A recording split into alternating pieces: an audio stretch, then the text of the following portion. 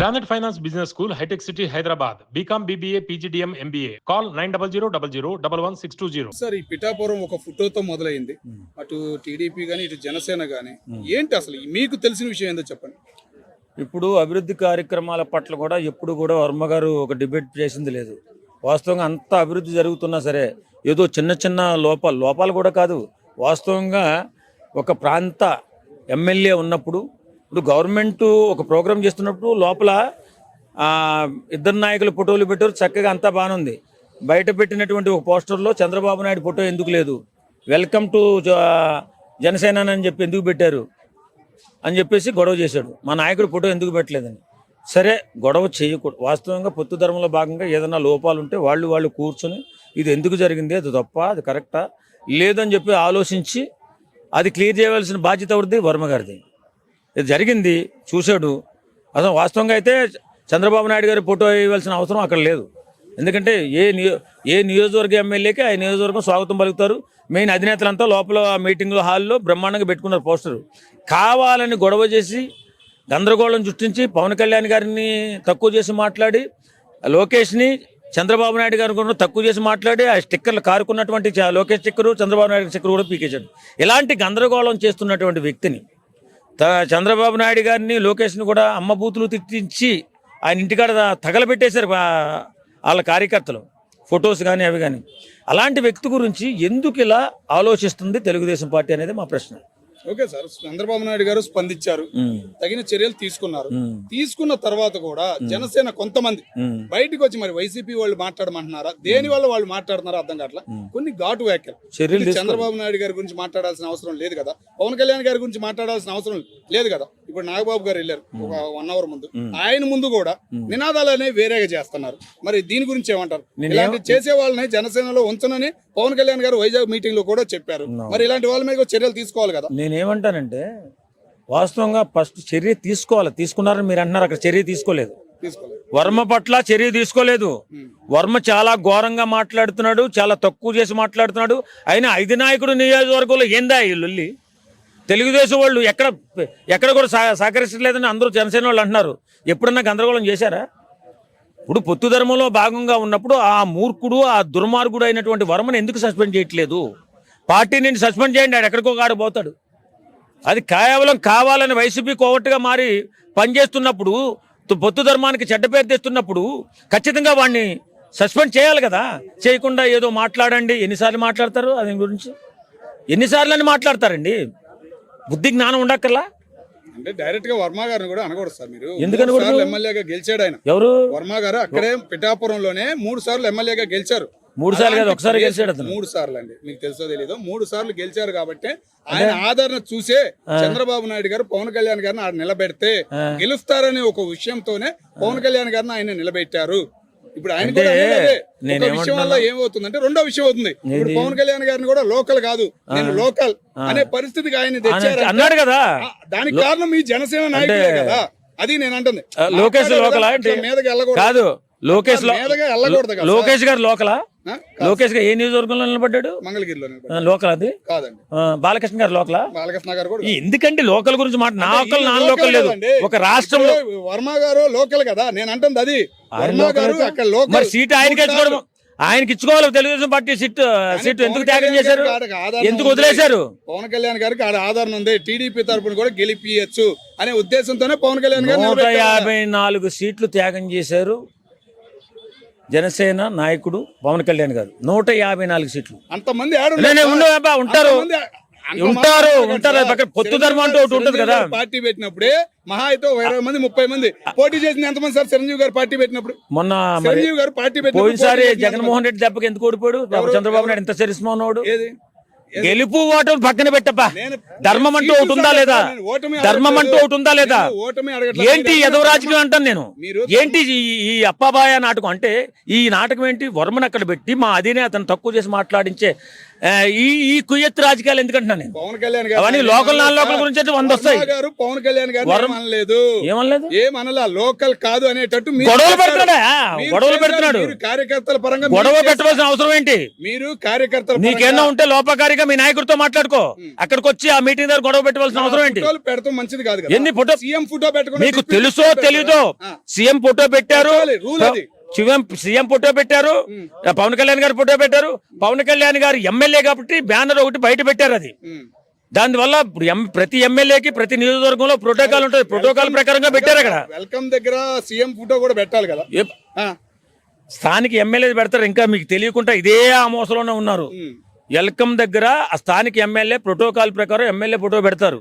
చంద్రబాబు నాయుడు గారు ఫోటో వేయాలని రూల్ ఏం లేదు, వేస్తే మంచిదే కాదని అట్లా. ఏదేమైనా పొత్తు ధర్మంలో ఉన్నప్పుడు గొడవలు పెట్టడం కరెక్టేనా? అది అధినాయకుడు ఒక పార్టీ నాయకుడు ఉన్నటువంటి నియోజకవర్గంలో అది ఎవడన్నా అవ్వచ్చు, వర్మ అవ్వచ్చు, ఇంకోటి అవ్వచ్చు, గొడవ పెట్టడం కరెక్టేనా? ఇదే మంగళగిరిలోనో లేకపోతే కుప్పంలోనో అక్కడికి వచ్చి జనసేన నాయకులు గొడవ పెట్టారనుకో, ఇలాంటి చిన్న చిన్న విషయాల్లో ఎలా ఉంటది పరిస్థితి? మీరు అంటున్నారు సార్ మంగళగిరి అని. మంగళగిరిలో కూడా జనసేన నాయకుల్ని కలుపుకుని వెళ్ళిపోతున్నారు లోకేష్ గారు. మీరు చూసారు, ఎక్కడ ఎందుకు కలిపట్లేదు, వెళ్ళట్లేదు, ఇక్కడ కలిసి ఎందుకు రావట్లేదు? ఉంది కదా అక్కడ జనసేన నాయకులు. పవన్ కళ్యాణ్ గారికి బాధ్యత ఉంది, లేదా బాధ్యత తీసుకున్న నాగబాబు గారికి ఉంది. ఇలాంటివి చేయకుండా కార్యకర్తలను కంట్రోల్ చేయాల్సిన బాధ్యత మీ మీద ఉంది కదా. వర్మ గారు అనే ఆయన అంటే వర్మ గొడవలు చేస్తే వీళ్ళు కంట్రోల్ చేయాలా? చేయాలి కదా సార్. టీడీపీ కంట్రోల్ చేయాలా? మరి వీళ్ళు వెళ్ళి చేయలేదా? కట్అవుట్ల విషయంలో ఎక్కడ చేయలేదు. చేస్తేనే చేస్తున్నారు. చేసినప్పుడు వర్మ గారిని ఏలెత్తి చూపేటట్టు ఉండాలి. ఒకళ్ళు ఉండారా? వర్మ గారిని ఏలెత్తి చూపే విషయం ఒక్క పాజిటివ్ కామెంట్ చూపిస్తున్నారు.